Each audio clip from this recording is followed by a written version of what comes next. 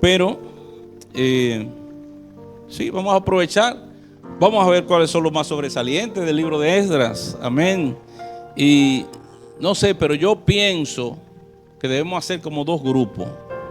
Quedándose donde usted está. Yo tengo uno que está en mi mano derecha y otro que está en mi mano izquierda. Yo quisiera que de cada uno de esos grupos ustedes tomen un representante. Oiga bien. Y me puedan hacer un resumen cada uno del libro de Esdras. Sí. Un resumen del libro de Esdras. Tienen 3 minutos para resumirme el libro de Esdras. Oiga esto. Se valen sus apuntes que ustedes tienen ahí. Claro, pueden usar sus apuntes que tienen ahí. Si lo hacen empíricamente así, pues se nota como que tienen mejor dominio, ¿verdad? Y a la hora del jurado tomar una determinación, pues entonces entiendo que eso vale. Así que, no sé, ¿quién será el representante de este lado? Tú sabes que yo, desde que Dios puso eso en mi corazón, digo, van a tomar Jairo. Yo no sé de qué lado se va a sentar, pero va a ser Jairo uno de ellos. Y de este lado, ¿quién sería? ¿Quién representa? Y Amy, gloria a Dios. ¿Todos están de acuerdo?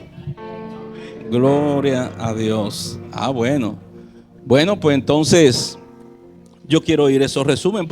Es que yo le dije la semana pasada que estudiaran Esdras. A pesar de que lo hemos estudiado, mire, acostúmbrese siempre que estamos haciendo algún estudio, no solamente esté atento a lo que uno dice, lea usted también, porque uno no lee todos los versículos y a veces hay conceptos y ciertas cosas que quizás no las digamos aquí, pero usted debe de tenerlo también. Entonces eso en cada libro, no solamente en Esdras, por ahí viene Nehemías, y por ahí viene también Esther, por ahí viene también Job, tremendos libros. Entonces usted conjuntamente con el estudio debe de ir leyéndolo. De hecho, usted pudiera leer ese libro hasta 2 y 3 veces durante el estudio. Amén. ¿Por qué? Porque siempre es un capítulo o 2 que damos semanalmente. Así que ya están listos, jóvenes. Bueno, como dice el dicho, vamos a dar el privilegio a las damas primero. Claro que sí. En todo que debe ser así. Sí, sí. Amén. Gloria a Jesús.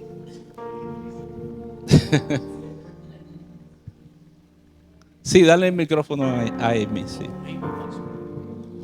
Un resumen, no tiene que entrar en detallitos y cosas, un resumen de todos los datos y todas las cosas que entiendas relevantes y que manejas. Amén. Sí. O podemos un tercero.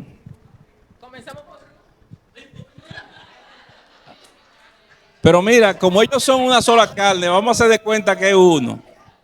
Es uno, ellos son uno. Son uno, un complemento.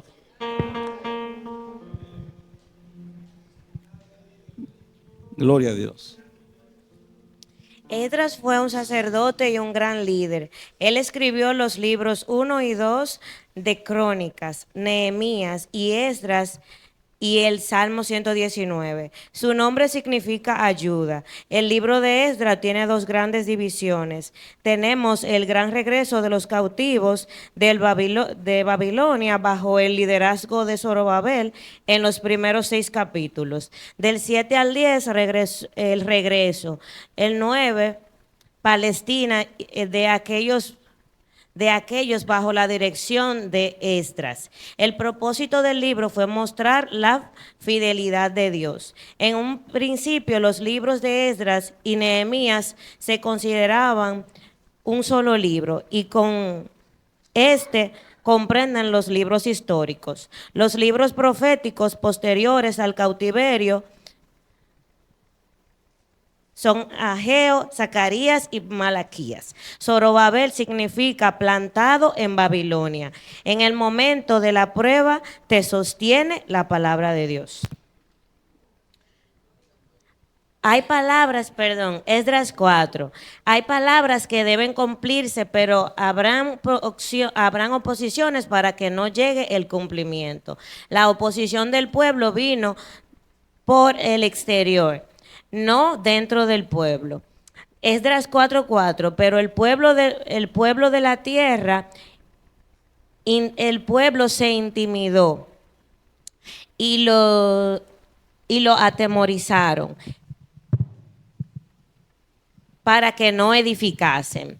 En el capítulo 5, el que Dios elige quizás con menos probabilidades, perdón, que son notas que tengo y van por capítulos. En el 5, el que Dios elige quizás con menos probabilidades que muchos a los que en los ojos humanos podrían ser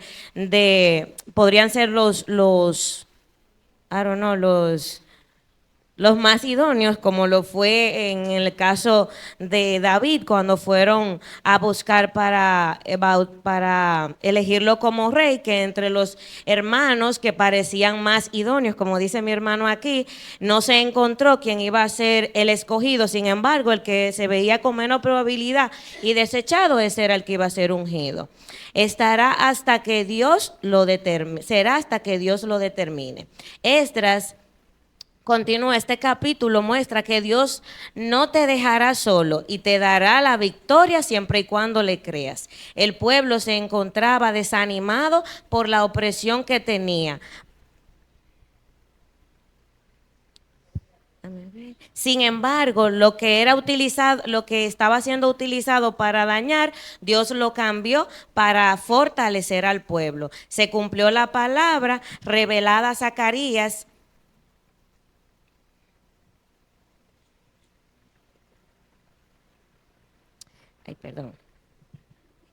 Revelada a Zacarías y a Ageo, y Dios utilizó a quien tuvo que utilizar para que esto se llevara a cabo pese a las oposiciones. En el capítulo 7 se habló de la reforma. Esdras era de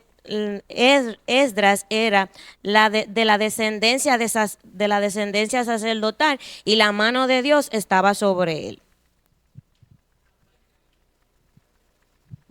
Dele un aplauso a esa joven. Gloria a Dios. Amén. Adelante. Para agregar a lo que dijo Ruth de sus anotes, Esdras empieza como termina el segundo libro de Crónicas. Este libro me ministra mucho, hasta lo que hemos estudiado, es que no importa lo que el Señor tenga que hacer, el Señor lo va a hacer. O sea, la obra del Señor nunca se va a detener. Si el Señor tiene que, en este libro hemos visto que personas que no eran del pueblo de Dios, el Señor lo utilizó, puso una persona para que lo adiestrase, le hablara la palabra y levantó para que la obra no se detuviera, sino que siguiera.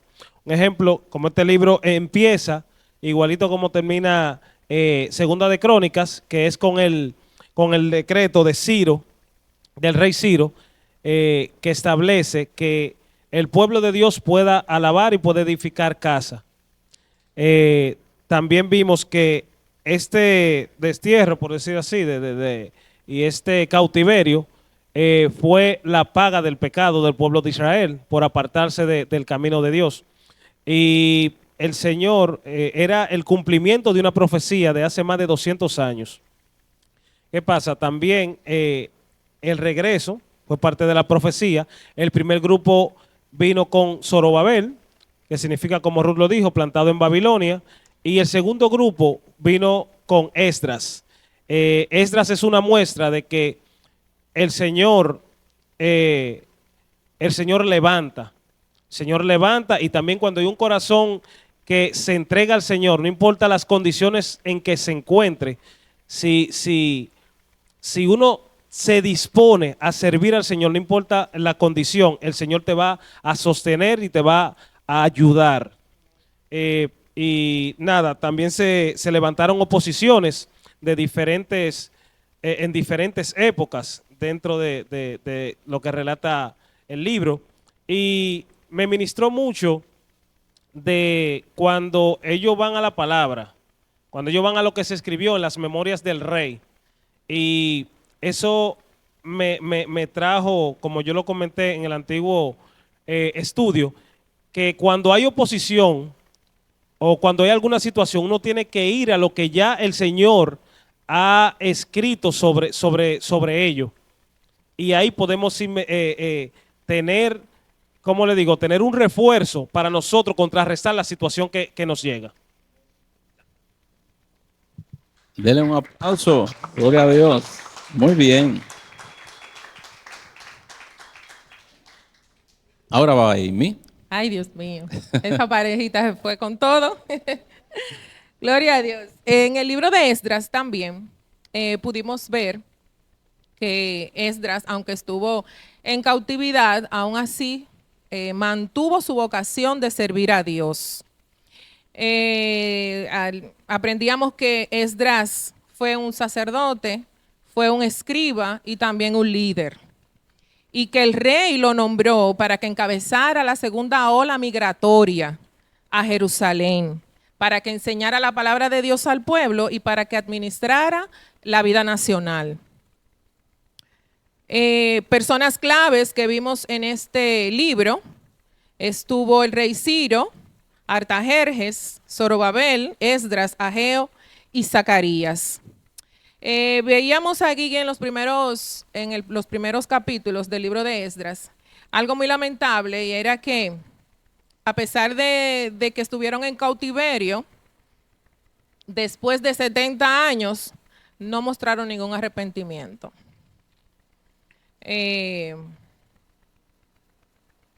Este libro también trata sobre la voluntad de Dios que se tiene que cumplir. Y estudiábamos que siempre que viene un propósito de Dios o una voluntad de Dios para cumplirse, pues encontraremos en el camino oposición. Siempre vendrá una oposición. En este caso vimos oposición para la reedificación del templo, de la ciudad. Sí. Y aprendíamos que esa oposición venía del exterior, no de adentro. También aprendíamos en el capítulo 6 que nosotros como iglesia debemos tener cuidado de no llevar la iglesia al mundo ni de traer el mundo a la iglesia, de no hacer mezclas, de no ligarnos, sino de mantenernos dentro de la voluntad de Dios. En el capítulo 7 vimos las reformas bajo el mandato de Esdras y aprendíamos que Esdras era descendiente sacerdotal, descendiente de Fines, y nieto de Aarón. Y en el capítulo 7, en su versículo 10, hablábamos sobre algo muy importante de Esdras, y era que había preparado su corazón para inquirir en la ley de Jehová y para cumplirla y para enseñar a Israel sus estatutos y decretos. Vimos también que el buen testimonio de Esdras ante el rey le dio autoridad para nombrar magistrados y jueces. Cuán importante es que nosotros como iglesia también podamos mantener un buen testimonio para con los de afuera. Y en ese mismo capítulo 7, versículo 26, aprendíamos que aquellos que no cumplieran la ley de Dios eran juzgados prontamente a muerte, destierro, multa o prisión. O sea que no todo es color de rosa. Desde el tiempo de Zorobabel hasta Esdras, aprendíamos que pasaron 75 años, largos años. Vimos en el capítulo 8 que Dios estuvo con ellos, que los cuidó en su viaje. y llegaron sin problema a su destino. También vimos que Esdras tuvo cuidado de todo, durante todo el recorrido, aún de los niños. Tuvo cuidado de toda la gente, tenía ese cuidado humano. Lo vimos en Esdras. Vimos también en el capítulo 8, en el versículo 35, el sacrificio de los 12 machos cabríos y de la expiación. Vimos que Esdras era un hombre apasionado por la palabra de Dios, amante de la palabra de Dios. Y aprendíamos también en este capítulo, en el 9, que si no nos separamos, como yo mencionaba hace un momento, va a venir la inmoralidad y la idolatría. La importancia de nosotros mantenernos separados de todo aquello que va en contra de la voluntad de Dios para nuestras vidas. También vimos en ese capítulo 9 que el templo había sido reedificado, pero no así las murallas de la ciudad. Y el pastor nos decía lo importante que es nosotros amurallar nuestra vida, no solamente reedificar, sino amurallar, tener cuidado de los muros y de los antemuros. Y nos hacía una pregunta de en qué nivel podíamos nosotros encontrarnos, del 1 al 10. Y terminábamos ahí, con este capítulo 9, versículo 3 y 5, ahí terminamos, que si hay alguna aflicción en nosotros, pues que vayamos de rodillas al Señor y que podamos como Esdras seguir el ejemplo de Esdras, amante y apasionado por la palabra de Dios. Amén, excelente, muy bien.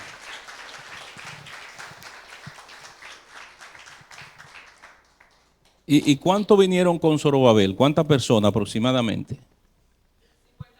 50,000. ¿Y cuántos vinieron con Esdras? Están en eso los muchachos, están en eso, gloria a Dios. Bueno, ahora el problema lo tengo yo, porque yo dije que yo tenía una Biblia, entonces díganme, ¿qué hacemos? Buscar otra Biblia ya, ¿verdad?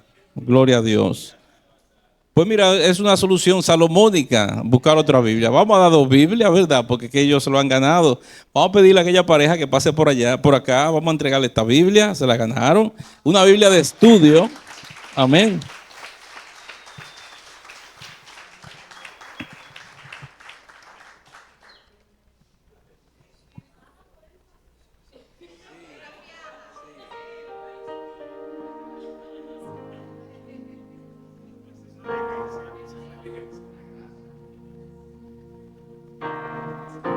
Autografiada, no se pierda. Alaba.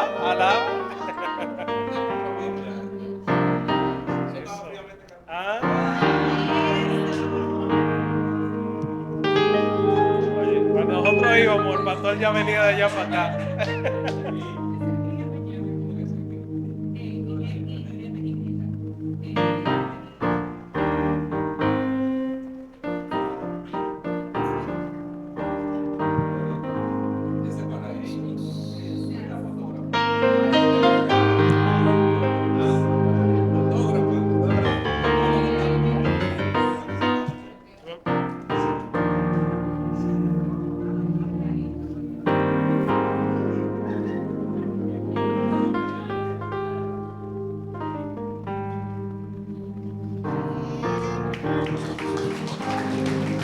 Aleluya. Bueno, ahí tienen su Biblia de estudio, una muy buena Biblia, sáquenle provecho. Ahí hay muchas informaciones en cada libro, muchas reseñas históricas, una serie de cosas que yo sé que les va a gustar. Así que los demás sigan participando y sigan pidiendo la clase. Ven que Dios tiene cosas maravillosas. Bueno, para concluir en esta noche, para concluir el capítulo 10, no tenemos que hacer el repaso porque ustedes ya han dado un repaso no solamente de los capítulos anteriores, sino de todo. Acuérdense de la oración que tuvo Esdras. Esdras, hablábamos en la última vez que nos reunimos, que él oró, ¿verdad? Cuando Esdras viene y ve todo lo que acontece, se ve que el pueblo y sobre todo los gobernantes, los dirigentes, se habían mezclado con las naciones paganas. Se habían mezclado. El linaje santo se había mezclado con las naciones que Dios le había dicho que no se juntaran con ellos porque iban a inclinar su corazón. Y dice que cuando Esdras, después de 75 años, llega y ve todo eso y ve el desorden espiritual que hay, lo que se entiende que en 75 años debía haber ya una nación compacta, buscando a Dios, adorando en el templo, etcétera, etcétera. Resulta que no encontró eso. Y cuando él ve eso, dice que él sacó, ¿verdad? Se sacó pelo de sus cabezas, se lo jaló de la... Bueno, quizás no llegó a ese extremo, pero se rasgó su vestido y oró a Dios, ¿verdad? Y trajo palabras al pueblo y hizo una oración a Dios de arrepentimiento. Y dijo, realmente hemos pecado, hemos fallado contra Dios. No solamente dijo que el pueblo había pecado, sino que también él se incluyó en la oración de que él también había pecado. Y eso es muy importante porque aquella oración y todo aquel acto, ¿verdad?, que sucedió en aquel lugar, trajo una connotación al pueblo, trajo algo que habló a sus corazones. Amado, hay veces que podemos predicar la palabra, podemos orar, pero si no hay alguien quien reciba esa palabra, esa gracia, esa unción del Espíritu Santo en los corazones, si no hay corazones sensibles a esa palabra, pues la palabra de Dios no va a ser efectiva en esa persona. Pero qué bueno que en aquel lugar hubieron personas que recibieron la palabra, que vieron lo que Esdras hizo.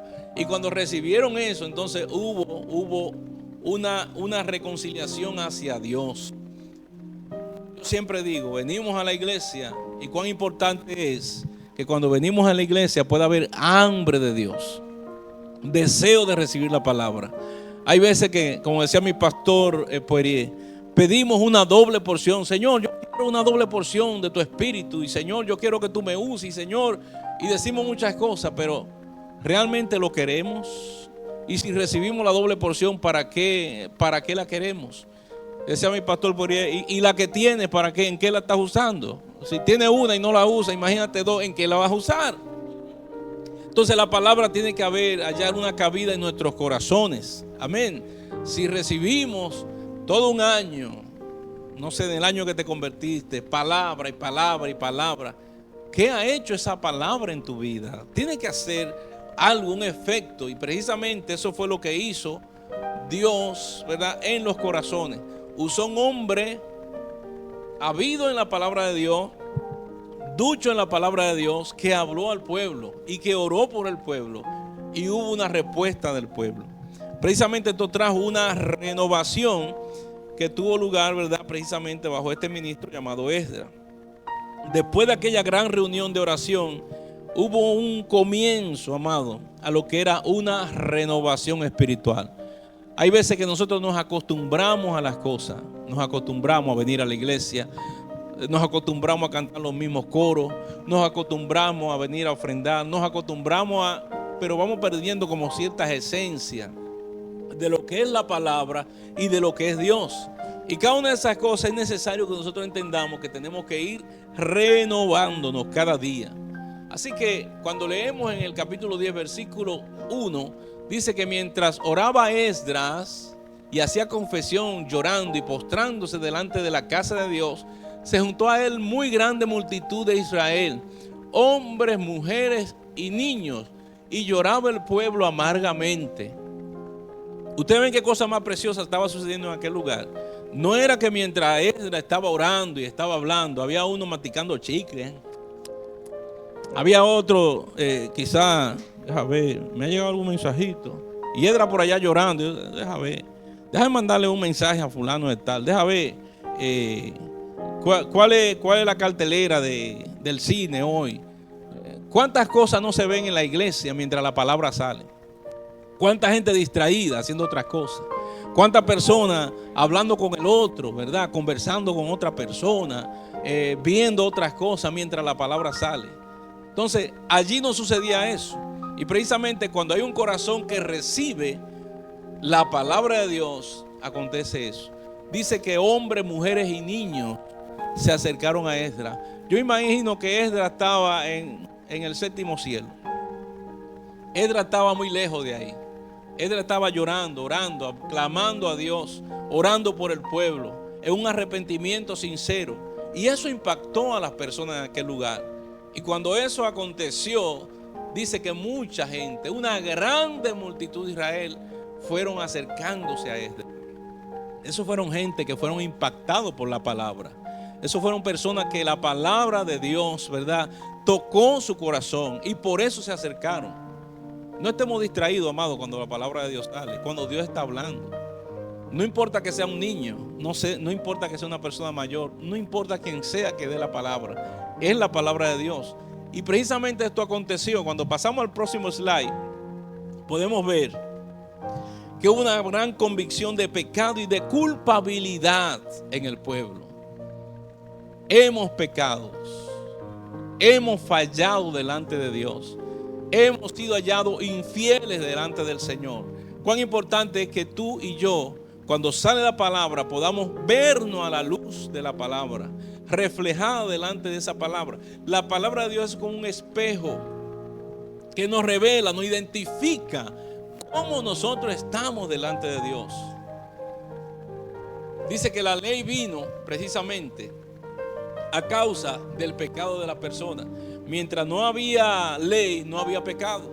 ¿Por qué? Porque no había nada que censurara eso. Pero cuando vino la ley, inmediatamente nosotros nos identificamos y nos vemos delante de esa ley. Y es como un espejo. Ah, pero ven acá, yo estoy haciendo esto y esto y esto, y no estoy haciendo esto y esto y esto.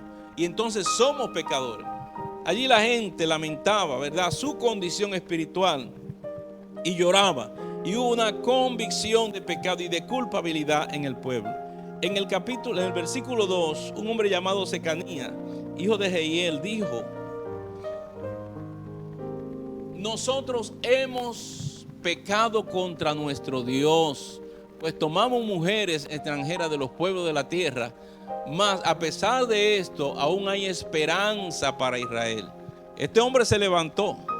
Hasta ahora no lo había oído mencionar. Dice que era Secanías, hijo de Jehiel. Y él se acercó a Esdras y me imagino que le habrá dicho al pueblo: nosotros hemos pecado. Realmente lo que tú has hablado, ¿verdad?, es como cuando la gente hacen el llamado y la gente pasa al frente. Repite conmigo esta oración: hemos pecado, Señor, soy pecador. Eso fue como una oración, una confesión de fe para arrepentirse. Y ellos realmente, amados, pasaron y oraron delante de Dios. Así, de esta manera, es que empieza un avivamiento. Hay veces que vamos a concentraciones grandes, hay veces que vamos a grandes estadios y hay, qué sé yo, 10 artistas. Y hay un predicador o 2 predicadores. Y vemos tanta gente. Eso no es avivamiento. Hay algunos que van a ver al artista que le gusta ver. Hay otros que van a que el predicador X le ponga la mano en la cabeza y que le dé una palabra. Cada uno busca a veces lo que quiere, lo que hay en su corazón, lo que ellos desean recibir. Pero mientras no haya una convicción en los corazones, mientras no haya un cambio dentro de nosotros, el avivamiento no va a venir. Cuando nosotros reconozcamos como hombres y mujeres, como pueblo, que hemos pecado y que hemos fallado, no va a venir el avivamiento. Avivamiento en la República Dominicana. Hay veces que decimos la República Dominicana para Dios, y que si mi pueblo se humillare, y tantos versículos bonitos que encontramos. Pero amado, eso no va a venir así por así. Tiene que haber un genuino arrepentimiento en las personas. Pero ¿cuántos cristianos, gente que han confesado a Cristo, muy lejos de lo que es un arrepentimiento? ¿Cuántos cristianos que aún odian, no han perdonado? Hay mundanalidad en sus vidas, hay pornografía, hay muchas cosas que no es lo que Dios realmente demanda de nosotros. Cuando haya un verdadero arrepentimiento, cuando haya un cambio en lo profundo del corazón, entonces va a venir un avivamiento. Y para eso no se necesitan grandes multitudes. Los grandes avivamientos han empezado con pocas personas.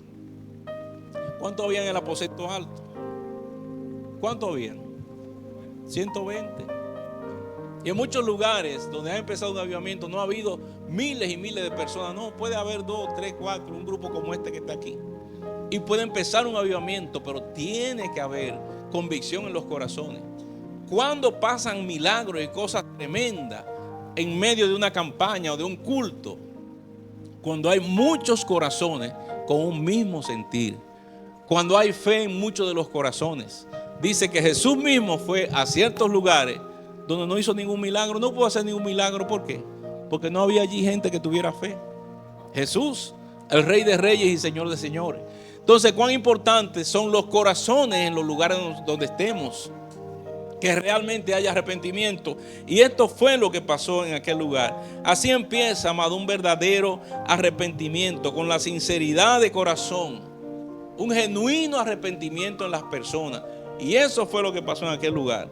En los versículos 7 y 8, allí vemos una gran reunión en Jerusalén. En el próximo slide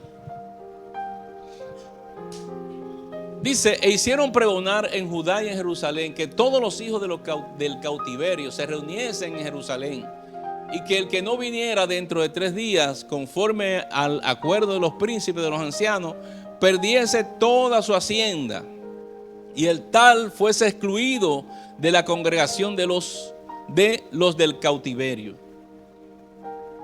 Cuando pasa todo esto, hay un paso que debe seguir a todo aquel que se arrepiente. Cuando alguien se arrepiente, debe dar ¿qué? Fruto de un verdadero arrepentimiento. Yo me arrepentí. Eras un pecador, odiabas, tenías falta de perdón en tu corazón, hablaba mucha mala palabra, mentira, etcétera, etcétera. Y cuando pasa el otro día, sigue siendo el mismo. No hay arrepentimiento. No hay cambio en tu vida. El verdadero arrepentimiento es que si alguien era ladrón y se robó 2 sillas, el otro día va donde el que se la robó: mire, yo me robé 2 sillas y yo me convertí anoche. Ahí tiene las 2 sillas. Al otro que le dio una pela de lengua y le dijo 20,000 cosas: mira, yo el otro día te insulté y te dije de toda barriga verde, perdóname. Esos son frutos de un verdadero arrepentimiento. Hay muchas cosas, amado, que ya que son obvias, que tú tienes que hacerlo cuando realmente te arrepientes. Si no lo haces, realmente te falta esa parte. Arrepentíos y convertíos, dice la palabra, para que venga de la presencia del Señor tiempos de refrigerio, dice el libro de los Hechos. Entonces es importante que entendamos que lo que empieza a acontecer aquí, lo que empieza a suceder aquí son frutos de un verdadero arrepentimiento. Ellos deciden congregarse en Jerusalén. ¿Para qué? Para poner las cosas en orden.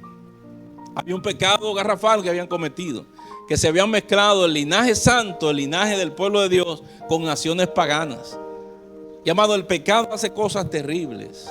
Y vamos a ver en algunos versículos que nos quedan las consecuencias de nuestros errores, amado. Las consecuencias de las cosas que nosotros hacemos. A veces resolver eso, restituir eso, causa dolor. Dice que esta mezcla que habían hecho estas personas, dice, hijos habían nacido de esta unión, de estos casamientos, de esta unión de hombres y mujeres que eran del pueblo de Dios y del que no era pueblo de Dios. Hombres del pueblo de Dios y mujeres del pueblo de Dios, junto con otras naciones. Hijos habían nacido. ¿Y cuál era la decisión que habían tomado? Había que haber una separación. Usted se imagina usted con un hijo de 5 o 6 años. ¿Cuánto amor y cuánto cariño usted le coge a sus hijos? Pero era hijo de una mujer que era de amorreo, de los amorreos, vamos a decir. Ese niño tenía que irse. Esa mujer tenía que irse para su pueblo. Quizá un hombre estaba enamorado de una mujer, por más amor que tuviera, tenía que irse a su pueblo. ¿Por qué? Porque en un inicio no oyeron la voz de Dios, la ley de Dios, la desobedecieron. Y a la hora de restituir y arreglar las cosas, cuánto dolor causa muchas veces restituir y resolver. Y muchas de esas cosas, amado, quedan como consecuencias para siempre en nuestras vidas. El rey David pecó, se arrepintió, lea el Salmo 51, pero hubo una maldición que quedó con él para siempre. Nunca se apartará la espada de tu casa. Siempre habrá gente enferma. Y cuántas cosas terribles no aconteció en la vida de un hombre como David. Y en todo tiempo él amó al Señor. Antes, durante y aún después. En los castigos que sufrió por el pecado. Pero el arrepentimiento que tuvo no lo libró de las consecuencias del pecado. Aún en nuestros días sí son las consecuencias del pecado. Dios te perdona, Dios te restituye, Dios puede reintegrarte otra vez, pero hay consecuencias que seguirán contigo. Me imagino el despedir a estos niños y esta mujer causó mucho dolor. Así que todos los hombres de Judá y Benjamín se reunieron en Jerusalén dentro de 3 días, de los 3 días, a los 20 días del mes, que era el mes noveno, y se sentó todo el pueblo en la plaza de la casa de Dios, temblando con motivo del asunto y a causa de la lluvia. Y se levantó el sacerdote Esdras y les dijo: vosotros habéis pecado por cuanto tomasteis mujeres extranjeras, añadiendo así sobre el pecado de Israel. El próximo slide. Ahora pues, da gloria a Dios, a Jehová Dios de vuestros padres, y haced su voluntad, y apartaos de los pueblos de la tierra y de las mujeres extranjeras. Terrible eso, ¿verdad? Yo no sé si a usted le ha tocado quizá tomar algunas decisiones para resarcir algunas cosas que en un momento dado usted haya hecho. Y respondió toda la asamblea y dijeron en alta voz: así se haga conforme a tu palabra. Y así lo hicieron, amado. Y así aconteció. Pero hay algo que llama la atención y que quizá usted no se ha fijado. Hubo algo que salió del corazón de ellos. Dios en ningún momento le dijo que hicieran eso. Pero ellos, sobre todo este joven que mencionábamos ahí, Secanías, dijo: vamos a hacer tal cosa. Salió de su corazón precisamente resarcir el pecado, resarcir lo que habían hecho. Quizás si hubiesen escuchado el consejo de Dios, le hubiese ido más suave, no sé, es posible. Pero no fue Dios que le dijo que hicieran eso, amén, sino más bien que salió de los labios de ellos. Así que vemos que quienes no solo habían escuchado la palabra de Dios, sino que dispusieron a ponerla en práctica. Lo que Esdras le pidió a la gente que hicieran debió resultarle muy amargo y doloroso, claro que sí. Seguramente hubo muchos corazones destrozados, angustiados al separarse aquellas personas de sus seres queridos. Yo creo que lo mejor es en nuestras vidas, amados, nosotros saber tomar buenas decisiones, saber escuchar la voz de Dios para que nos vaya bien, para que después no tengamos nosotros que lamentar y llorar. Cuán importante es escuchar la voz de Dios. Dios nos dice que hagamos algo, no es para el bien de Dios. Dios es Dios. Dios es todopoderoso. Amén. Dios quiere el bien de nosotros. Así como usted a un hijo le dice: no coma dulce de noche. Ya ha comido demasiado dulce, no coma. ¿Por qué usted le dice eso a su hijo? Es para que después no esté con un dolor de barriga en la noche. No es por decirle no coma dulce, o no por decirle no juegue con ese cuchillo, muchacho. Y él quiere jugar con el cuchillo. Es para que no te cortes. No esté levantando esa bicicleta en una rueda. Tiene 2 ruedas. Es para que la use las 2. No, en una rueda. Ahí está el muchacho que se cae y se pela la rodilla. ¿Por qué te dije que no subiera? Era para que no te cayeras. Cada cosa que el Señor nos dice, amado, es para nuestro bien. No es para el bien de Dios, es para el bien de nosotros. Entonces, es importante que veamos esto. Con esta palabra, amado, concluimos el libro de Esdras. Realmente entiendo que el libro de Esdras nos habla acerca precisamente de restaurar el altar, las cosas de Dios, lo que Dios le dijo a su pueblo, de volver otra vez a las sendas antiguas, de volver otra vez a alabar al Señor, de volver otra vez a la iglesia, del llamado de Dios al hombre, a la humanidad, a volver a los principios, a volver a la palabra. Dios envía personas para ministrar la palabra. Dios habla para que el pueblo se arrepienta. Y qué bueno cuando encuentran corazones que reciben la palabra y empiezan a caminar en la palabra dada. Es un mensaje para el mundo, es un mensaje para nosotros hoy. Amén. Que nos da el libro de Esdras. Póngase de pie en esta hora.